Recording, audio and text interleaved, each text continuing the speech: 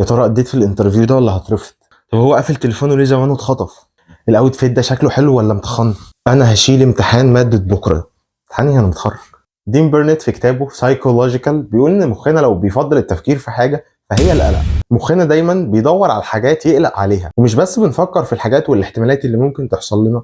في ظاهرة اسمها counter factual thinking، اننا بنقلق على حاجات كان ممكن تحصل بدل الحاجات حصلت بالفعل. مش لو كنت حضرت الانترفيو اكتر كان زمانهم قبلوني، لو كنت دخلت كلية تانية كان ايه الوضع دلوقتي. كل دي مخاوف في حاجات ما حصلتش، ومنطقيا هي مستحيل تحصل عشان هي خلاص حصلت في الماضي، وبالرغم من ده احنا بنفضل نقلق. الدين بيقول ان بالطبيعي والصحي اننا نحس بالقلق، بيخلينا مستعدين للتحديات اللي ممكن نواجهها، بس في اوقات القلق ده بيبقى دايما وبزيادة وغير منطقي، بيبقى صعب او مستحيل ان احنا نسيطر عليه. هنا بنقول ان في مشكله صحيه نفسيه، وانه مش بيقلق زي اي حد طبيعي. وعلى الرغم ان الشعور بالقلق مش مريح، بس في اوقات بيكون مفيد جدا. على سبيل المثال لما تكون مضغوط، استجابتنا للضغوطات بتزود من تشنج العضلات، وبترفع معدل ضربات القلب والتنفس، وبتزود من تركيزك. في الحاله دي كفاءتك على الاداء بتزيد لحد درجه معينه من الضغط. شوف انت في ليله امتحانك بتقفل كام شابتر، بس ارجع كده للجمله اللي فاتت، لحد درجه معينه. ان الضغط والتوتر لو زادوا بطريقه كبيره هنا بقى عائق بيشيلك ان انت تعمل حاجه. الموضوع عامل زي الملح، بتحتاج شويه منه، بس لو زاد عن حده الاكل بيبقى طعمه وحش. في مره وانا في المواصلات كان في بنت قاعده في الكرسي اللي قدامي،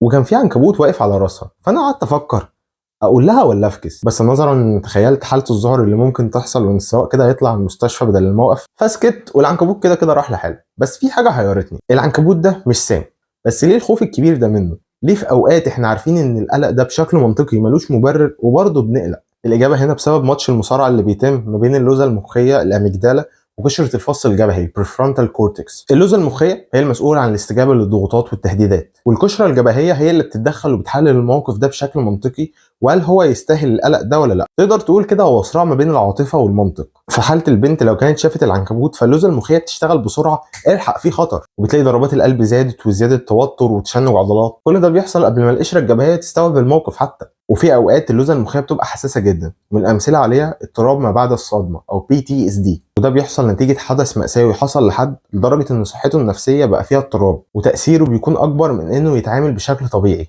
والPTSD بيحصل نتيجه حدث صادم، مش مجرد ان حد عاش تجارب صعبه. مثال على ده المسعفين والدكاتره في الطوارئ، بيشوفوا حالات صعبه كتير بس هم متعودين على ده كجزء من طبيعه شغلهم. او شخص بلا مأوى اكيد عاش تجارب صعبه من حد في قصر، ممكن تقول ان الشخص اللي بلا مأوى ده هيجيله اضطراب ما بعد الصدمه، بس مش شرط، لان ممكن اللي وصله لكده حاجات تدريجيه، عكس الشخص اللي في قصر لو لقى نفسه فجأة بلا مأوى. كمان دين بيقول ان مع الناس المصابه بالPTSD بيرتبط معاهم ذكريات الصدمه، بيفضل يفتكر اللي حصل له، ممكن اي حاجه مالهاش علاقه بالحادثه تسبب له ذعر، وبيتجنب اي حاجه ممكن يكون ليها علاقه بالصدمه، زي ان لو الصدمه ليها علاقه بحادثه عربيه فهو هيتجنب اي حاجه ليها علاقه بالعربيات. وبيقول ان عشان نفهم القلق اكتر لازم نعرف ايه المواد الكيميائيه المرتبطه بيه. اول حاجه الكورتيزول، هي ماده بتفرز في الدم بشكل خاص في اوقات الضغط، وبتساعد الجسم يتعامل مع التحديات، وبتاثر على عمليه الايض، بيخلينا نمتص جلوكوز ومصادر الطاقه التانيه ونحتفظ بيها بشكل افضل. وده منطقي، انت لو بتواجه خطر او مشكله انت مش عايز طاقتك تخلص بسرعه. كمان بيقلل من عمل المناعه او العدوى،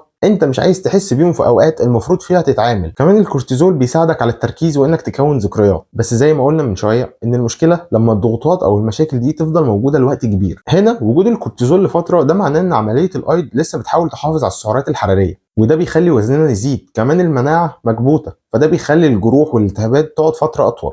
طب ده يا فوزي بيشمل الجروح الداخليه، وبتفضل عضلاتنا مشدوده وضغط دم عالي ومخنا بيفضل في حاله تاهب وتركيز، وده بيخلينا صعب ننام. والله القلق شائع جدا وكلنا بنحس بيه، بس في ناس بتحس بيه بطريقه ما بتعرفش توقفها. القلق ممكن يكون في بعض الاحيان دافع قوي بيخلينا نتغلب على تحديات كتير، بس برضه ممكن يتحول لعائق بيمنعنا ان احنا نعمل اي حاجه. في حاجات تساعدنا نواجه القلق زي الصلاه والدعاء والرياضه او العلاج النفسي في بعض الاوقات، ومع فهم القلق ودعم اكبر هنقدر باذن الله نواجهه ونتحكم فيه. ممكن برضه تقلق ان يفوتك فيديوهات، فما تنساش تدعس لايك. وده كان بريف في رغيف للجزء الثاني من كتاب سايكولوجيكال، فهم الامراض النفسيه منطقيا. بفكرك لو حابب تعرف ترشيحات كتب اكتر وايه الكتب اللي بنحضر لها بريف من قبل ما تنزل. ومش بس كده، لو عايز تسالنا سؤال فابعت لنا على الانستجرام، هتلاقي اللينك في الكومنتس تحت. خد لك بصه. اشوفكم على خير.